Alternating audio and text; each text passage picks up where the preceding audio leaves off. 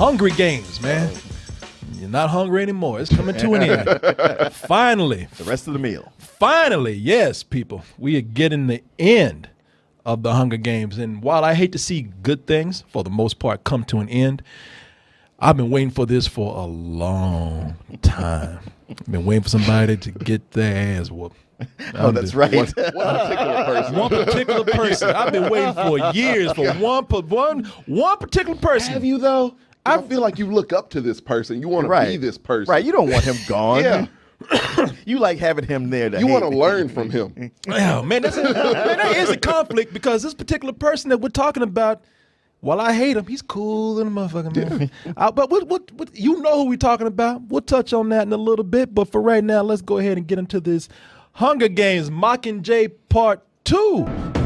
Oh, shit, it's on now. Katniss is walking out, and she's saying, I've had enough. I've been dealing with this goddamn snow for almost a decade. Tired of this shit. I'm tired of this shit. Sick and tired of being sick and tired.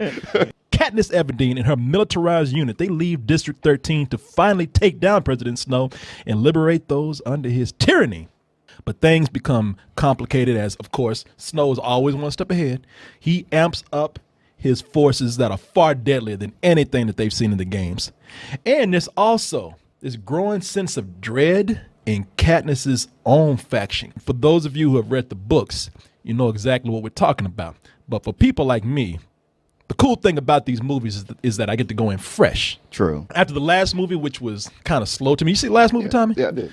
It was a little bit slow, but everybody kept telling me it's going to be a bigger build-up to something that's going to be grand for this finale right here. And Martin, you one of those people telling me that. And I said, you know what? That's what I want, because I know y'all ain't going to close out this last movie right here and still had that motherfucking Snow. He just still ain't worried, still cool, still sitting up there like ain't shit wrong, Ain't broke a sweat in what? 3 movies? In 3 movies, Yeah. we talked about ain't broke a sweat. People, normally this villain, a villain like this, I say he's just lazy. Just sit on his ass all day, look pretty, talk shit, sniffing flowers all day, Yeah.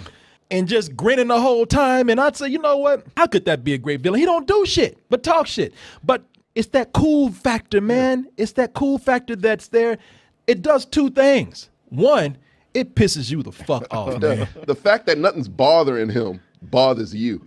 Ain't nothing worse than a dude that talks shit and it's grinning the whole time he's just talking about your ass. Yeah. Look at, I called you a bitch. What you gonna do about it? Just fucking smile. Like he just sit up there just talking, just giggling. And you aren't gonna do a thing. You ain't you ain't gonna do a goddamn thing.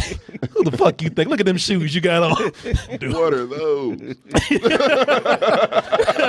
And the other thing is that it's scary. Because the guy who sits up there and doesn't worry about anything, you, like I said, you know he's 2 steps ahead of you. And you know that he already has his next move planned. And that makes you kind of fearful, because throughout these whole films, the reason why he's been smiling the whole time is because he has been ahead of everything these people have done. And these movies have shown us that he has no qualms about putting out the deadliest force that he can, no matter who you are. And that is why at this moment right here, we have Katniss Everdeen, who says, you know what? I don't know what better way to put this. I got to kill this motherfucker. You saw Peter, didn't you? Did you tell him hi for me? We're old friends, We had adjoining cells in the Capitol. We're very familiar with each other's screams. I'm going to kill Snow.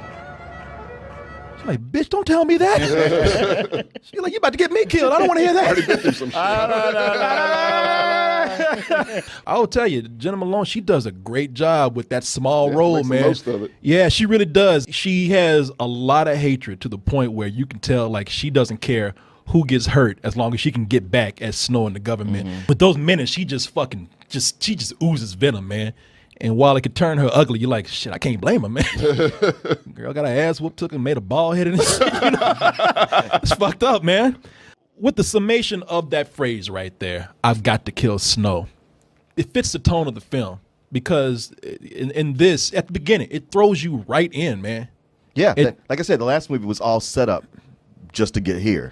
Yeah, with this, This throws you right into the film. This is probably the one that you can say is a true action film. It is so fast that they don't have a whole lot of time to spend on a lot of subplot. They don't have a whole lot of time to spend on a lot of character. There are parts in there where we've seen throughout the years this whole relationship with Peter, played by Josh Hutcherson, and Katniss, of course, Jennifer Lawrence. We've seen that kind of play into the mix because that's what we expect of a YA novel. Right. At this point, they don't even have time for that. They are in a rush to get. Glad about that. Yeah, they are in a rush to get this thing going. You got little bits of moments here and there because for the female fans, they have to put it in there. Yeah, well, fuck, they gave that its own movie the last time. That's pretty much all they focused on. Exactly. Yeah, it was enough to explore that, but it also, as far as the triangle goes, it really does cap it off. Like so many other movies, like, well, we got this triangle, we just got to work it as long as we can, and you get moments here where it's just kind of like, all right, I guess I can see where this is going, so I'm gonna back off. Yeah, me and you are clearly not gonna be together. Yeah, and plus the movie just says, you know what, it's the last film. We know y'all gonna try to hook up. Let's just keep it going. You should get some rest.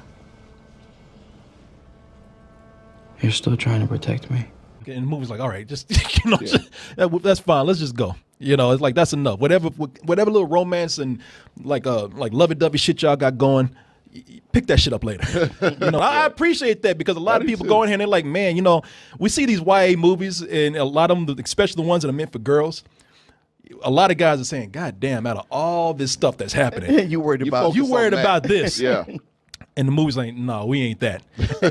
I will say though that Josh Hutcherson, he has probably come along as being the most developed character in the series. I didn't think that he would be that guy. I didn't even like him at the beginning of the series. Right. Because before, when the series started, he looked too much like a little boy to me. Katniss was trying to split herself between Bargain Bin Thor and Josh Hutcherson. I was like, that's a fucking no-brainer right there, man. Yeah, right. That's what I'm saying. But that was just it. She didn't love Peter.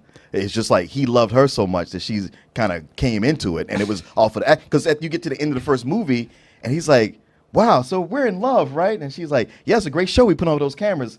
See ya." And he's sitting there, yeah. Wait. It's like, fuck, I thought we were gonna get laid. I have to say that I think the reason why I see him as a character that's developed the most, well, in the movie, he's the most conflicted character.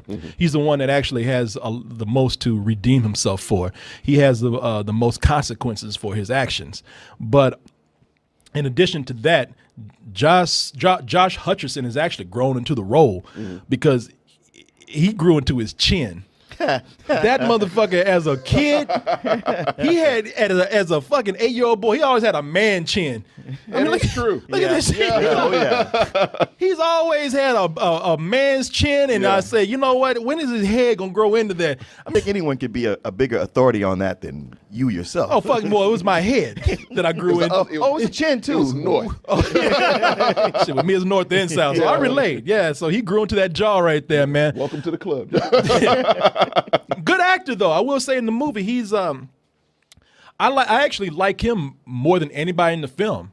It's almost like Katniss and Jennifer Lawrence. I hate to say it, but Jennifer Lawrence seems like she might have outgrown this. Yeah.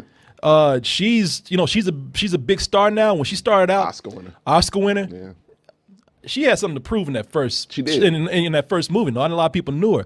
I see her now, and it's like, man, I'm not gonna say she looks bored. I'm not gonna say she doesn't appreciate the material. But that the way that character's written in this finale right here, she's just kind of walking through it, man. I noticed that watching the trailers and like the TV spots. I'm like, she's not showing much emotion, really anything. I don't know. I never got that watching it. I mean, maybe if I see now you put it in my head, I would look for it. But the whole time watching, I never thought, she doesn't seem like she's invested. It's not that she's bad. It just seems like that character. She has a scene where she breaks down and she throws all into that. That's later in the movie, near the beginning. I don't know if she's holding back or not, but I'm not saying it's even bad. I'm just saying compared to other people. Well, I think it's also like you follow the character at this point. Like she's been through war. And it's just more her being battle hardened and just showing her resolve. Like, fuck everybody and everything else. I gotta kill Snow. I know that President Coin is trying to get me to do what she wants me to do. I got to do this. And you know what? You were right, man, because she is sort of battle hardened, and she's been having to have a strong face for not only the people who are the common people, but she's also have to do it for the troops and everybody else. She's got to do the propaganda films, and they're saying, "Oh, do it like this." She's like, "What about these people? Like, don't worry about that. Just do what we tell you." And speaking of military stuff here, just to show you how much of a military movie this is, or how much of an action film this is, it's very militarized. Oh yeah. People might not like that it's so much of an action film. People might have the complaints about this not being able. When do people complain about something being too much of an action film? Well, with this, when it's taken away from the characters, people can say that it's probably too much of an action film. But I will say that this is the one that stands out the most, for better or for worse, because this one, at times, like I said, you don't even feel like it feels actually, to its credit, it actually feels like it's more of a real world when you get into the military than it does a fantasy world. And there are moments where you feel like, man, am I watching a war film? Each one of you is elite in some form of combat, but we are a non-combat unit, so we'll be following days behind the frontline troops. You're to be the on-screen faces of the invasion, the Star Squad. It's been decided that you're most effective when seen by the masses. So we're not gonna fight. You do whatever you're ordered to do, soldier. It's not your job to ask questions. Shut the fuck up. Yes, sir. Our unit has been given a hollow, a database that contains a detailed map of the capital and a list of every known pod. These pods can trigger anything from bombs to traps to mutts. Whatever they contain, they are meant to kill you. You know he's serious, because that's not wide as that brother's eyes. A lot of people, they're going to go in, and you're going to be expecting something cute. Like I said, y'all going to go in expecting like Katniss and Peter to be hugging and kissing throughout the film, and there's going to be a little action here and there. No, this shit is rough, man. It really is the grimmest, darkest of all these movies right here. Last book. I mean, I know how dark the shit gets. It's like, and it just goes to show you, it is so dark. You really, you want people to get shot. You want people to get blown up, because if they don't, and they get caught by one of those pods, it's going to be a horrible fucking death. Worse, yeah. I mean, those pods don't play. As much as I like President Snow, you see those pods and what he thinks up, and it's like, what kind of fucking evil person are you, man? To just see his mind and the shit that he like, what kind of person are you where your job is to sit around and think of like slime monsters, humanoid slime monsters, to not even benefit the military, to fucking kill kids. Children. Yeah. They created this shit to eat kids, man. It's funny. Well, you can also see how the budget has increased for the movies, because in the first movie, those mutts were supposed to look more like this. And they're like, hey, man, we just did the best we could. But now they're like, all right, we got some money now. Yeah. Oh, hell yeah. No, those dogs from that first movie. Compared to that? That looked like shit out of some out of Super Mario Bros. This shit right here. Yeah, man, when they're moving through the Capitol, trying to get there and dodge the pods and all the death traps. I mean, I read in the book, and it was scary enough, but just watching it, I'm like, sure they capture that, because you just feel on edge the whole time. Yeah. And they're like, okay, this hallway is safe. You're like, I don't know, man. I think I'm going to just sit right here and not move that way or that way. Somebody throw a rock down there. Yeah, something. Yes. How about you go first? Yeah. You know what President Snow is? President Snow, he's the saw puppet if he became president. He's the saw guy. Yeah, he's the saw guy. It's a well-directed movie. Don't get me wrong. It's an extremely well-directed film. But at the same time, like I said, I think it moves so fast that the problem that I have with it is that it seems like it's not a self-contained film. It really does feel like it's part of another movie. Yeah. I know there's a part one, but take, for example, Return of the Jedi. Return of the Jedi, that's a part of a trilogy. But you can watch that movie and see where they introduce new things, set up something really cool at the beginning. This feels like I came into half of a show, and I know it's meant for people who watch it, but it still doesn't work for the narrative too much, because, like I said, feeling like half a show feels like half a story. Yeah. Feels like they don't really have time to develop these characters anymore. And I know it's the last movie, but it really should feel. I can tell you, in all those Harry Potter movies, you felt those were real characters. This is the one where I feel like everybody's there to be a part of this big platoon and just be killed. Yeah. Except for the characters that you absolutely know are going to live. And even then, it's kind of like, well, all right, we know Katniss' story. We don't have to develop that too much. That's why I like Peter so much in the movie, because he's the one that at first seemed like a side character, and he plays this huge part in this particular story right here. I disagree a lot. When you say he feels like a side character, he was always a main. Like he's the co-main character. He was a supporting character, but now he feels like more of a main character than the rest of the He's been germane to this from the very from beginning to end, and he's just out of it for a little bit. But he felt more like a side character maybe in this one, just because he comes in so late in this particular part of the story. But he was never a side character. Of all the things you're saying, I don't see how you got that. Well, maybe you misunderstand when I say a side character. He's not Katniss. You know, he's a supporting character. He's a main supporting character, but he's a supporting character. But what I'm saying is, even as being a supporting character who was not on Katniss's level, I think he surpassed her as a character. I think that character, as far as being a fleshed out person, feels like for the end of this movie, it feels like that's the character that actually made the most the biggest distance as far as coming along in their story arc than anybody else. And I think that that's a flaw in the film, that it feels a little rushed to me. I disagree, in as much as this is telling the whole story that is so much about Katniss from her perspective that it's, by the time it gets here, we don't need to go deeper into her, because you pretty much have it all.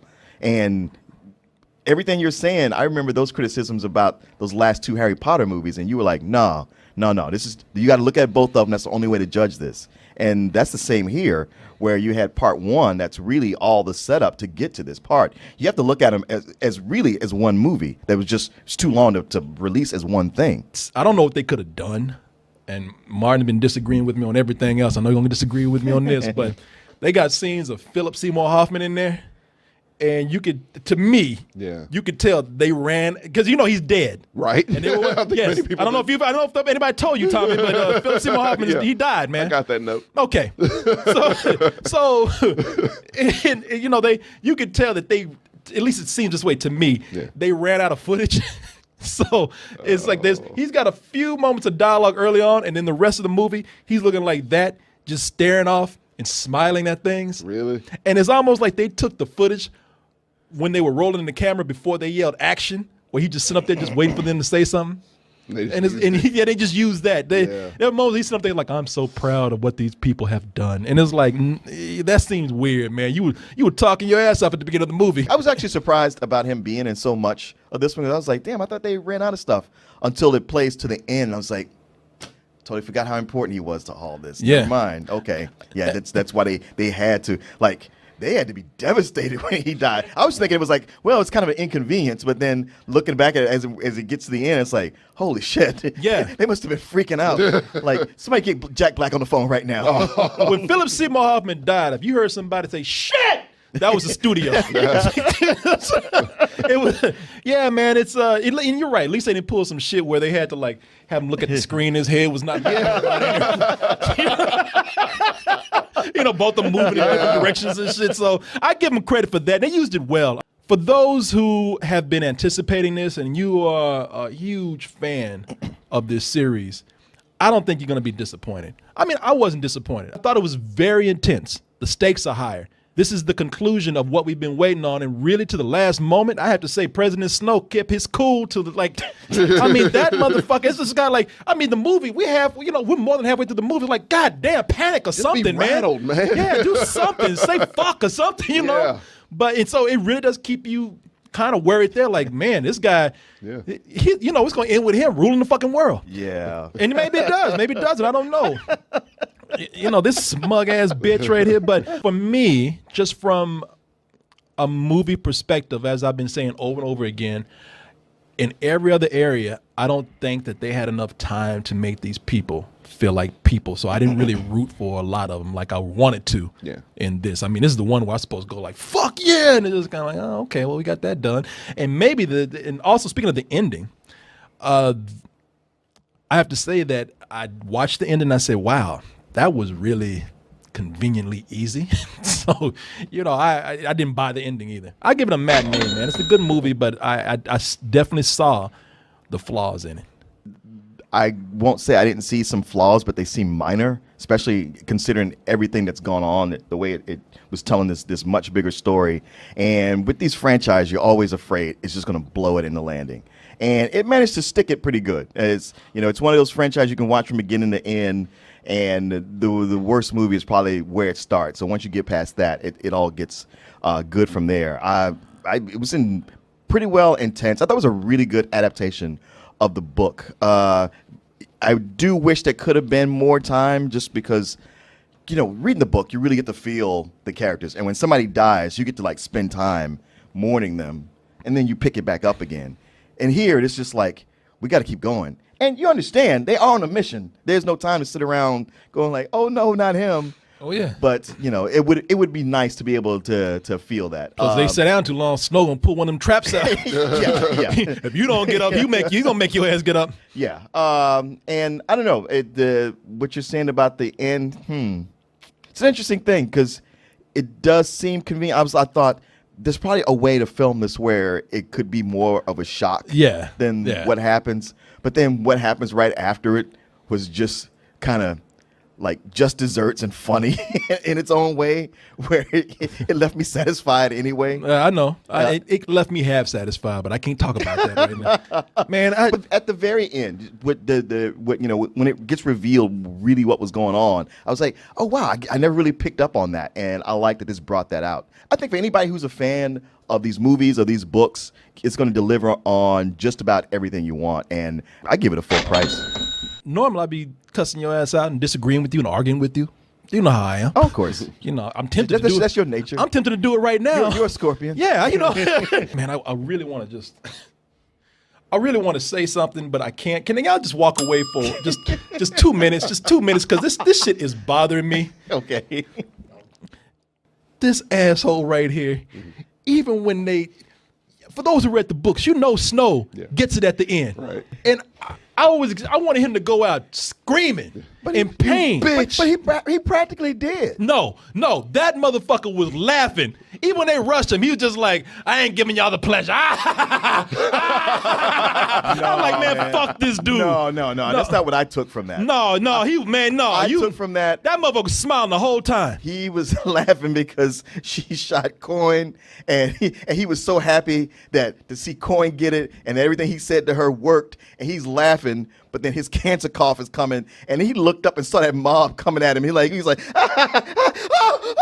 and that was it. No, y'all are seeing this two completely different ways. Maybe I'm just so used to seeing his ass. I was just like, I had that feeling too, like, don't tell me he's gonna get. Even though I read the fucking book, I was like, don't let him get away with this. And then they fucking mob tore his ass apart. I was like, good. No, man, I saw it too. Maybe I'm just used to seeing that motherfucker smile all the time. Yeah. I've been conditioned to see that grin after all these fucking years, Only man. thing laughing after that scene was his skeleton. Fuck this dude, man. You know what? Don't ever dress like President Snow around me for Halloween, because I will kill your ass.